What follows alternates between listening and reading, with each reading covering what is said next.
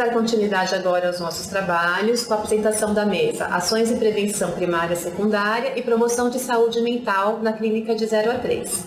Meu nome é Ana Paula Magoso Cavagione, sou psicóloga e psicanalista. Ao meu lado tem a Fabiana Sarilho de Mendonça, que é fisioterapeuta, e a Regiane Cripa, que é fonoaudióloga. Nós fazemos parte de uma equipe interdisciplinar que trabalha com a promoção de saúde mental na clínica de 0 a 3, identificação e intervenção precoce de riscos de desenvolvimento. E hoje nós vamos falar um pouco por que é importante pensarmos justamente nessas ações no momento tão precoce da vida. Nós temos assistido um aumento assustador dos diagnósticos psicopatológicos da infância e da adolescência, tá?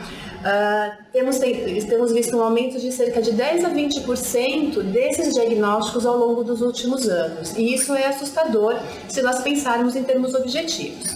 Esses diagnósticos, são feitos a partir dos critérios do DSM-4 e do CID-10, que são critérios deterministas e organicistas das patologias.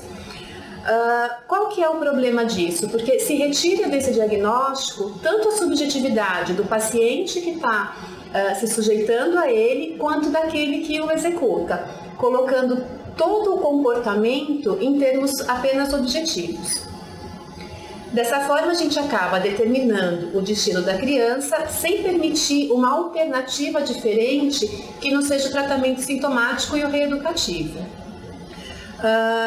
A gente vem assistindo uma dificuldade no lidar com as crianças muito pequenas e uma tendência a tornar as dificuldades em patologias. E isso acaba culminando no que a gente tem visto atualmente, que também assusta bastante, que é o aumento da medicalização da infância. E isso tem sido bastante alarmante, porque, para vocês terem uma ideia, o Brasil, só em termos de prescrição médica para transtornos de déficit de atenção e hiperatividade, ele está em segundo lugar, ficando atrás apenas dos Estados Unidos. Então, a gente tem visto realmente uma tentativa de enquadrar os comportamentos que muitas vezes têm causas subjetivas em patologias objetivas, tá? Qual que é a saída que nós temos para isso, né? A psicanálise, ela propõe um outro caminho, alternativo e complementar a esse.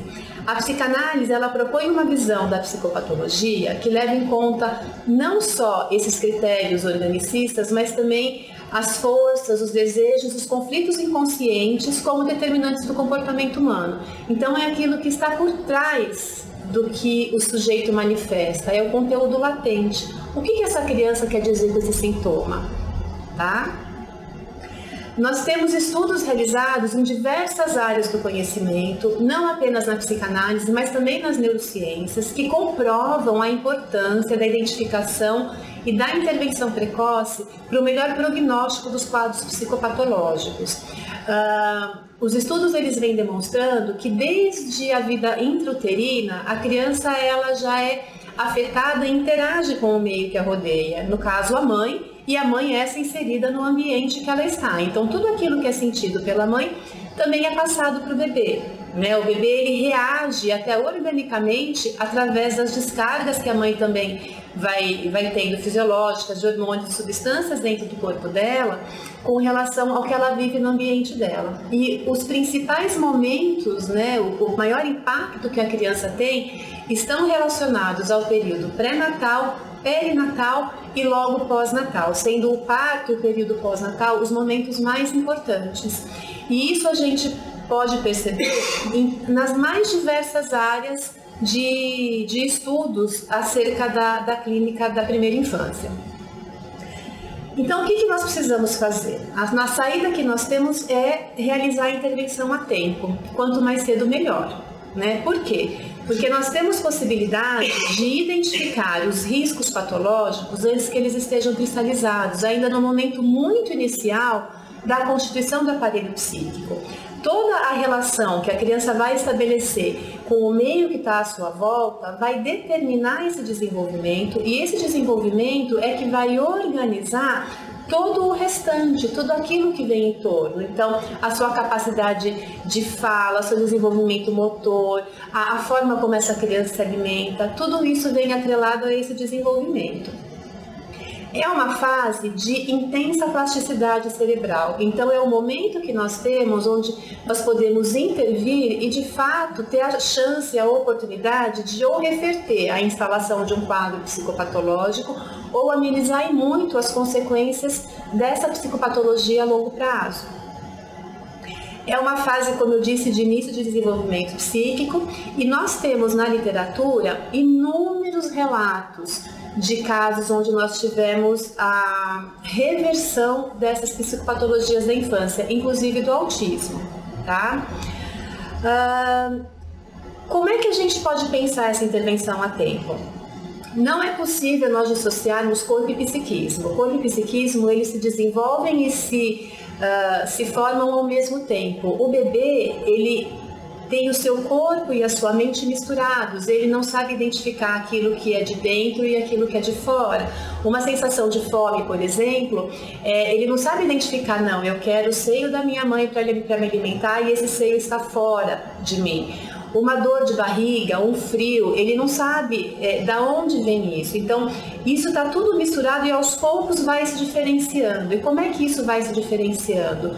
Justamente através da interação dele com o ambiente, principalmente a mãe ou aquele que cuida dele. Então, é através dessas primeiras interações que são feitas com a mãe, geralmente, ou com o principal cuidador da criança, que o corpo e o psiquismo vão se formando. E aí, dessa forma, não tem como nós pensarmos uma intervenção se nós não levarmos em conta a interdisciplinaridade, né? Porque nós não estamos tratando de um ser isolado. É muita inocência nós pensarmos que apenas uma área do saber é capaz de explicar a complexidade do ser humano e da constituição do ser humano. Então, a interdisciplinaridade, ela permite que nós busquemos um diálogo, né, uma conversa entre os diversos saberes. Ele ultrapassa uma somatória de saberes, como é a multidisciplinaridade, e não se trata de uma forma de nomear um tratamento, né? Eu vou fazer um tratamento fonoaudiológico, fisioterapêutico, ou um tratamento com a terapeuta ocupacional, mas sim é uma prática que possibilita a construção e elaboração de critérios clínicos comuns, que atravessa essas diferentes disciplinas que se implicam numa intervenção que se baseia em critérios previamente estabelecidos. Como eu disse, a interdisciplinaridade ela abre um espaço de diálogo entre as especialidades e a psicanálise ela vai atuar como uma linha que costura esses vários saberes entrelaçando-os, porque parte de uma base única, a visão que você tem do sujeito que está ali diante de você. Esse sujeito é, claro, um bebê, né? O diagnóstico que a gente vai aproveitar do DSM-4, ele vai servir como uma base e um meio de orientação, mas não como algo que determina, algo estanque e que classifica apenas, mas como uma forma de pensarmos até a própria intervenção, o próprio projeto terapêutico do paciente e delinear todo esse caminho a ser trilhado dentro desse projeto realizado pela equipe interdisciplinar. Bom, como é que funciona uma clínica interdisciplinar referenciada pela psicanálise? Ela se orienta através de uma ética que é sustentada por dois pilares fundamentais. O primeiro pilar é de que nenhum saber é total. Então, não existe a ideia de que um saber predomina sobre o outro, né? O que se coloca é a noção daquele que está diante de si e a busca de saberes comuns. E a busca de construir um saber acerca daquela pessoa, daquele sujeito que se coloca diante de si.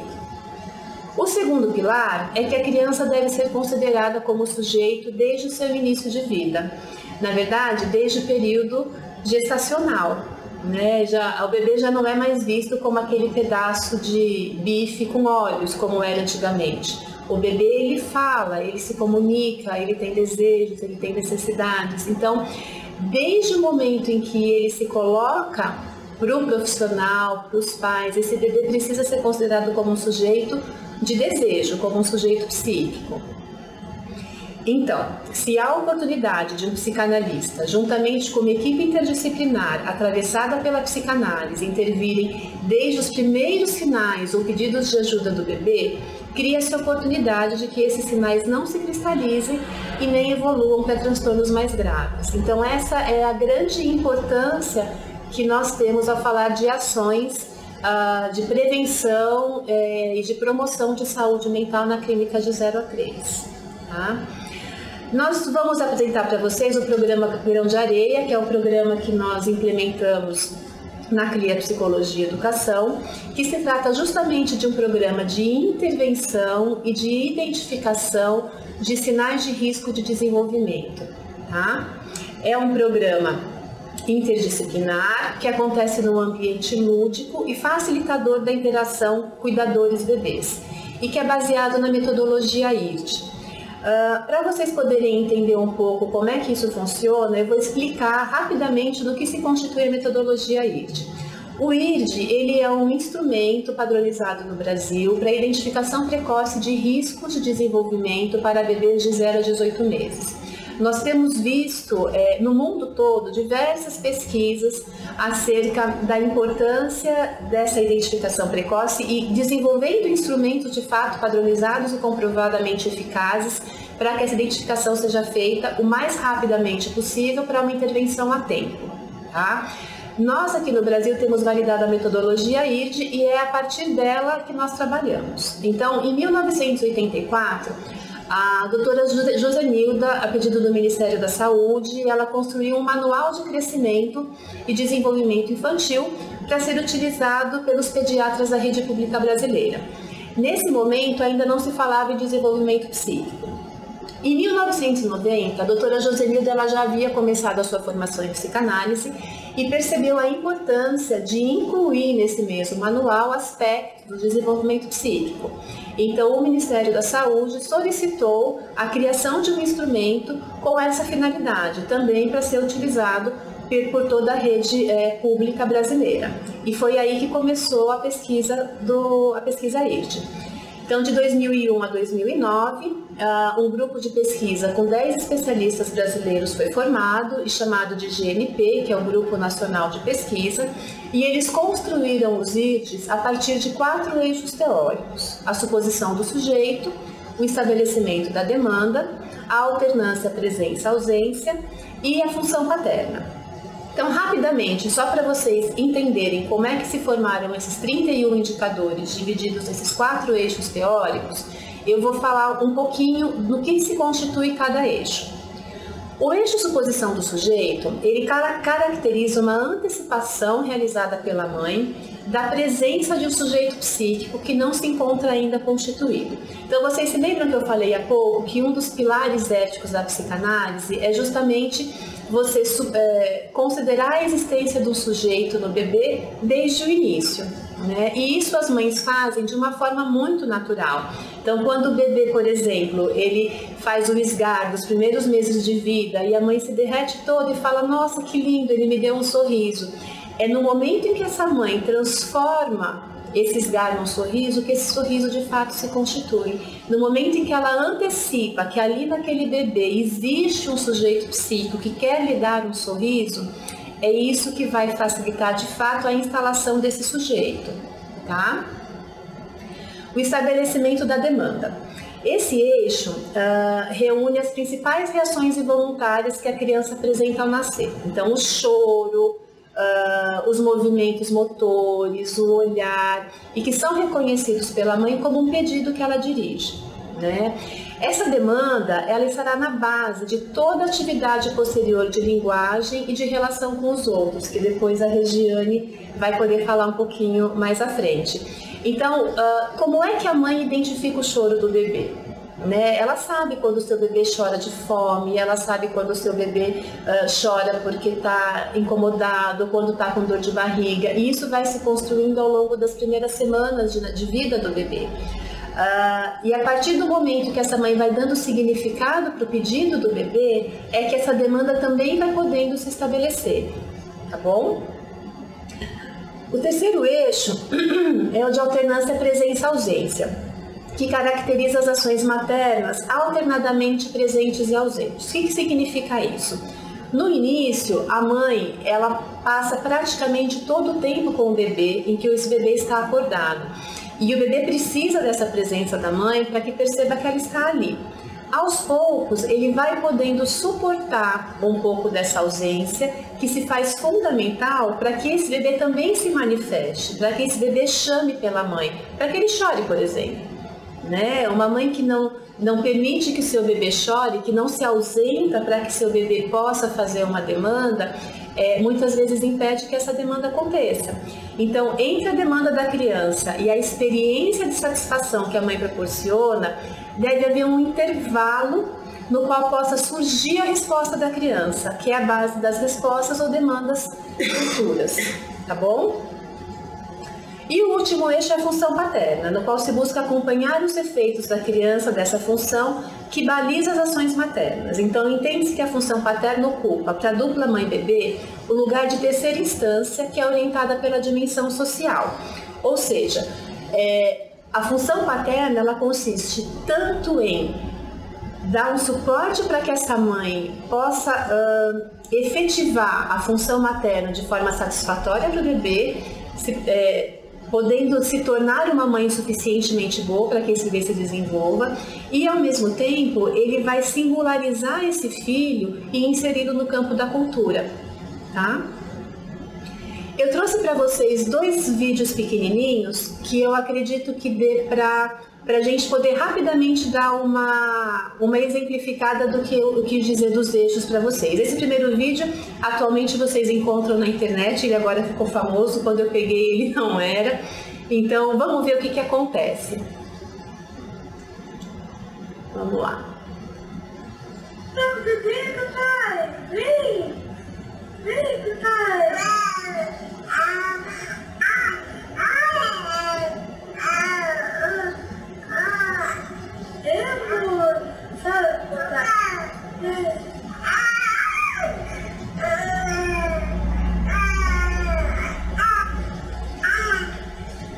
Meu amor, vem, papai, vem falar com o bebê. Sai do boteco, pai, vem falar com o bebê. Ai, ai, ai. Cadê o papaizinho? Cadê o papaizinho? Cadê? Vem conversar com o bebê, papai, vem.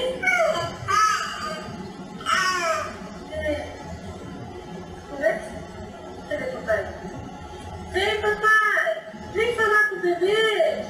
Vem!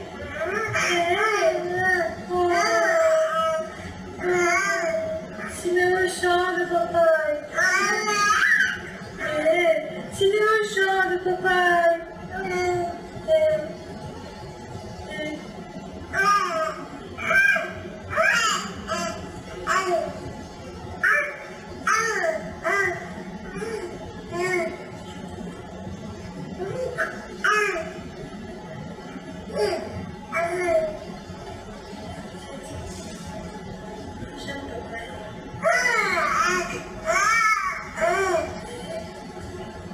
Vem conversar comigo, pai.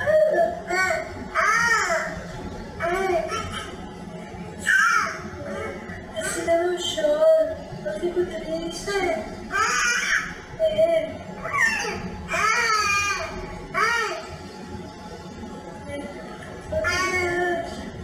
Eu tô com saudade.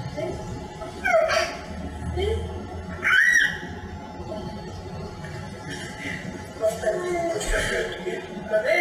Então, vocês percebem que nesse vídeo, se a gente for falar do primeiro eixo, que é o eixo de suposição do sujeito, né?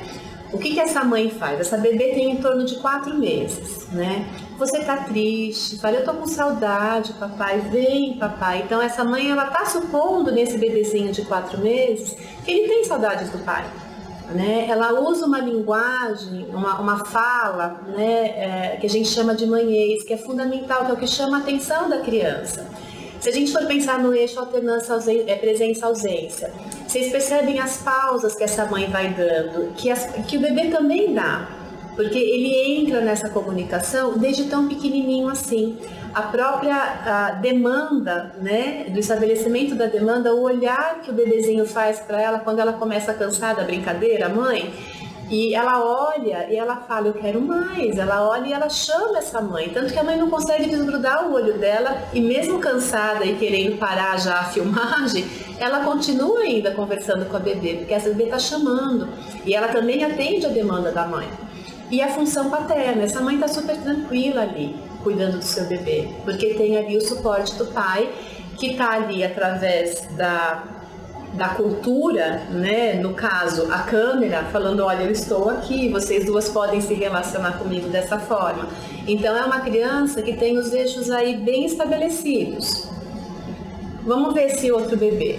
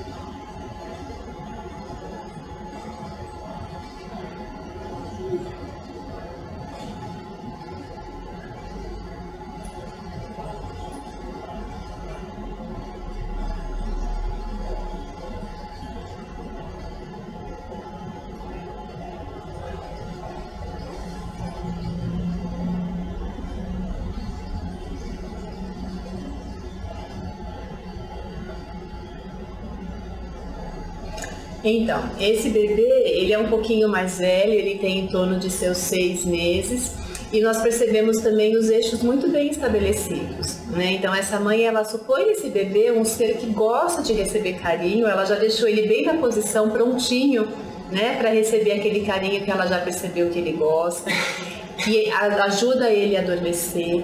Ele demanda nas pausas que ela faz, ele demonstra o desejo dele. Existe a ausência, que é justamente essa pausa que eu falei, e a função paterna, que ganha até um olhar desse bebê, tipo, bom, você tá aí, né? Posso ficar tranquilo, que é onde já começa essa triangulação inicial. Então, vocês vejam que o bebê, são 2 exemplos, 2 vídeos muito simples, e que a gente percebe que esses sinais, eles são emitidos de forma muito clara, para um observador que tem um treinamento para poder traduzir esses sinais quando os pais não os fazem, porque a mãe naturalmente ela é capaz de fazer essa tradução dos sinais. O grande problema, principalmente do prematuro, é quando pela imaturidade que ele tem, essa falta de clareza nos sinais, esse entendimento ele se torna prejudicado. Então esse deciframento ele vai tendo muitos prejuízos, né? Então vamos falar um pouquinho de como funciona o programa Grão de Areia. O objetivo é acompanhar o desenvolvimento global de bebês de 0 a 36 meses de idade, nascidos ou não em situação de risco, contemplando o bem-estar físico, social e psíquico desses indivíduos. Então o programa Grão de Areia, ele não é desenhado apenas para os bebês nascidos prematuros. Qualquer bebê pode se beneficiar desse acompanhamento, tá? O outro objetivo é oferecer suporte às famílias através de programas terapêuticos e psicoeducativos de maneira a favorecer o desenvolvimento do vínculo entre os pais e o bebê. Ok? E tudo isso é realizado com o apoio de uma equipe interdisciplinar embasada na psicanálise. E aqui nós estamos com 3 representantes dessa equipe, que é composta de outros profissionais também. A quem se destina? A bebês e crianças cujas famílias desejam acompanhar o seu desenvolvimento e a bebês nascidos em situação de risco ou que apresentem fatores de risco biológicos, ambientais e socioeconômicos para o seu desenvolvimento. De que fatores de risco que eu estou falando? O primeiro deles é a prematuridade. E a prematuridade, não só aquela prematuridade grave, dos bebês nascidos extremamente prematuros, mas também incluímos aqui os prematuros precoces, como vocês já viram em outras apresentações. O baixo peso ao nascer, os problemas alimentares, aquela criança que recusa o seio, recusa a mamadeira, ou aquela criança que é muito voraz. intercorrências pré, peri e pós-natais, então aquele bebê que precisou permanecer internado no UTI neonatal por muito tempo, ou aquele bebê que nasceu, foi para casa e durante o primeiro ano de vida precisou fazer uma intervenção cirúrgica, asfixia perinatal, displasia pulmonar, microcefalia, malformações, infecções congênitas e qualquer outro tipo de intercorrência que possa prejudicar ou causar dificuldades nessas primeiras relações estabelecidas pelo bebê. Condições psíquicas e emocionais da mãe, então o parto prematuro, por exemplo, que provoca uma situação extrema de estresse e ansiedade, a depressão pós-parto, mães que tenham mesmo disfunções psicóticas, são condições que naturalmente também interferem nesses primeiros vínculos e que acabam criando um ambiente psicologicamente desfavorável para o crescimento do bebê. Bom, eu falei da equipe interdisciplinar, falei que nós temos aqui nós três como representantes dessa equipe, mas ela é composta por psicólogo, psicanalista, fonoaudiólogo, terapeuta ocupacional, fisioterapeuta, psicopedagogo, nutricionista e pediatra.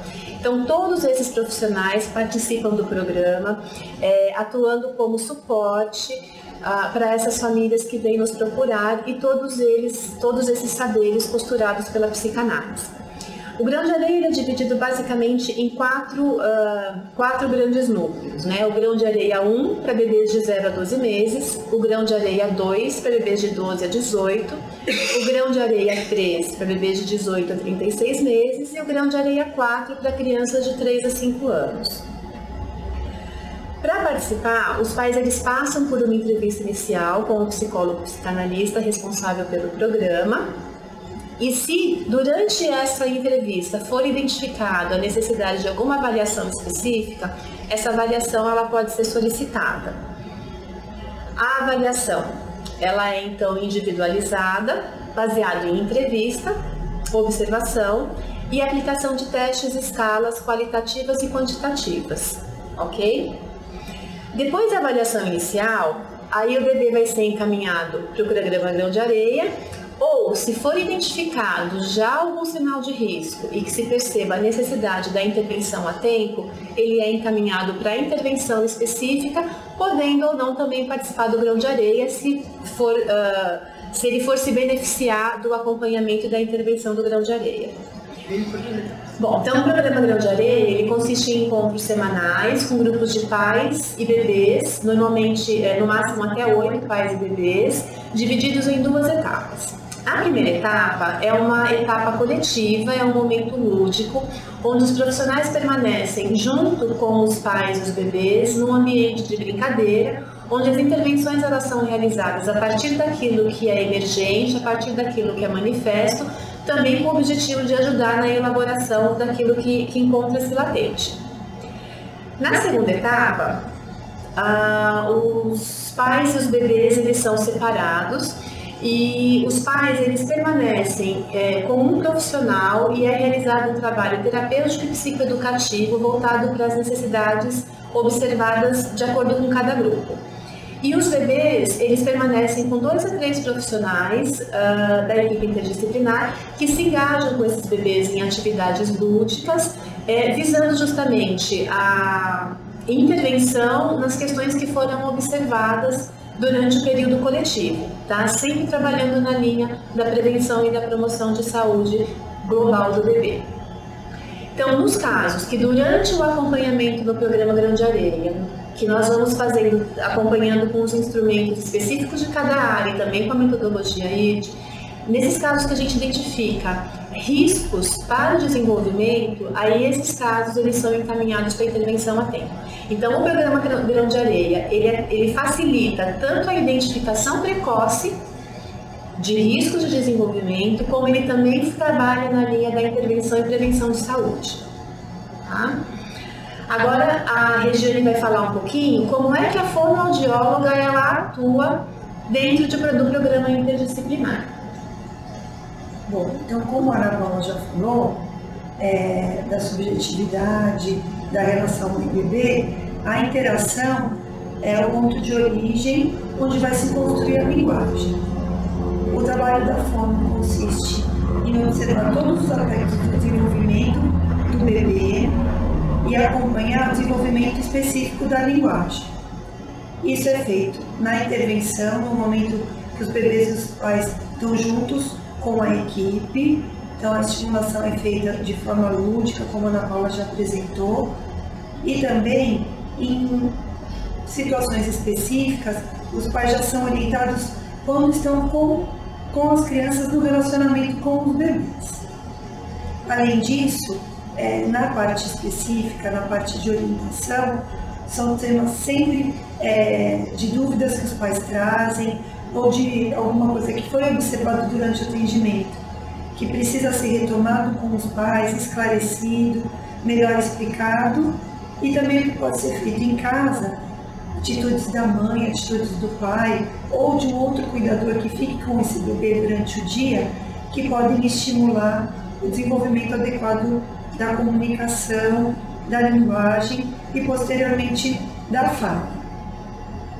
Além da parte da linguagem, também é estimulada a parte da audição, né? Que o bebê depende do que ele escuta para ele falar, e também da parte toda de motricidade oral. Então, a parte da respiração, a parte da alimentação, de como esse bebê está sendo alimentado, se é só no seio materno, se tem outro tipo de alimentação junto. Então, tudo isso também é orientado e abordado no trabalho da fono. De forma geral, é assim que a gente faz, é dessa forma que a fono atua no grão de areia.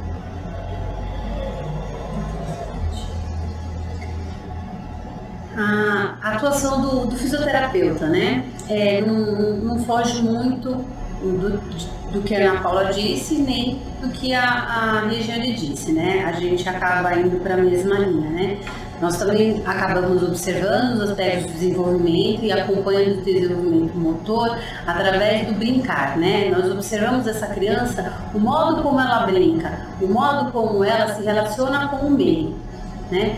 E isso, se for um bebezinho mais prematuro, um bebezinho com mais dificuldade, a gente tem que observar como é a relação dessa mãe com este bebê e como está sendo essa interação. Aí, através disso, a gente consegue fazer as intervenções durante a primeira etapa, né? E até as orientações quanto à postura que a mãe tem que adotar em casa, né? Além disso, nós orientamos também quanto às interações das integrações sensoriais, que são básicas para o desenvolvimento do bebê, junto com a psicanálise, e através do desenvolvimento motor, né? A fisioterapia, quando a gente sai da graduação, a gente aprende que a gente não pode ver o paciente individualizado, a gente tem que ver o paciente como um todo e tem que ter a parte de ser humanitária, né? Porque esse paciente tem sentimentos, esse paciente ele tem emoções, ele tem frustrações, né? E principalmente um bebezinho que na verdade ele veio prematuro, muitas vezes passou por uma UTI, né? A grande maioria das vezes, e ele foi privado de algumas sensações que ele teria que ter sentido dentro do intraútero para formar esse psiquismo na hora que ele vai para fora, que seria um pré-psiquismo, vamos dizer assim, para um psiquismo posterior. Então, quando você trata de um paciente, pelo menos não só a fisioterapia, como a fono, a gente trabalha a nossa parte prática com uma visão psicanalítica, a gente acaba dando uma conduta diferente para esse paciente, né?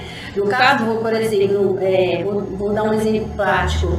Chega um bebê de 1 ano, mais ou menos, esse bebê não anda, né? Ele não gatinha ainda, e aí você vai fazer as avaliações, ele não se enquadra em nenhum diagnóstico, né? Ele não é um PC, ele não tem nenhuma síndrome, ele tem um atraso de desenvolvimento, tá? E o que tem por trás desse atraso de desenvolvimento, né? Tem alterações, né? Que a gente vai ver que tem alterações de integração sensorial que dificulta a parte do desenvolvimento motor, mas ele tem um pouquinho mais lá atrás, que seria a parte desse déficit do psiquismo desse bebê.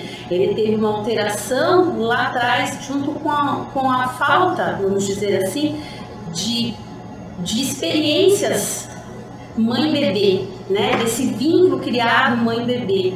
E aí, o que esse bebê está pedindo de socorro, né? E aí, a partir daí, muitas vezes eu tenho que trabalhar um pouco essa parte de interação para depois conseguir fazer a parte da minha área da mobilizações, né? Para poder desenvolver essa criança na parte de desenvolvimento motor normal. Porque você pode pegar um bebê e fazer estímulos, ele vai andar.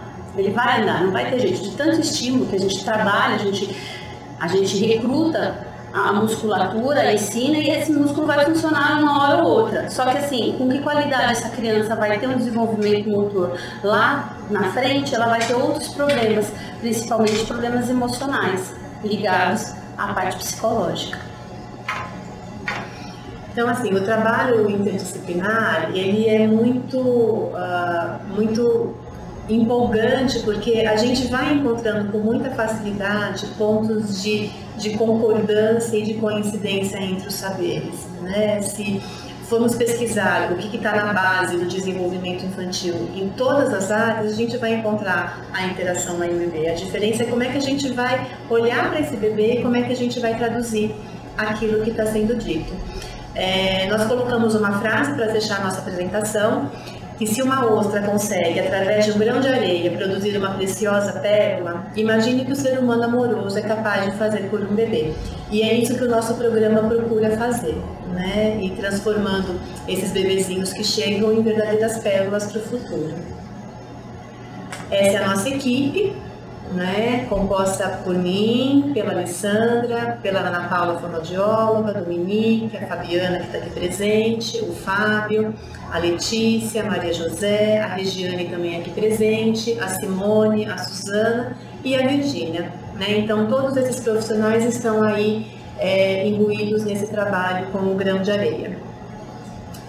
Bom, agradecemos a atenção de vocês, esperamos que tenha sido produtivo aquilo que nós trouxemos para vocês de informação a respeito das ações que realizamos na clínica de 0 a 3 e esperamos que vocês tenham aproveitado aí todo o simpósio que foi apresentado. E se apresentar alguma dúvida, pode mandar e-mail para a gente que a gente responde.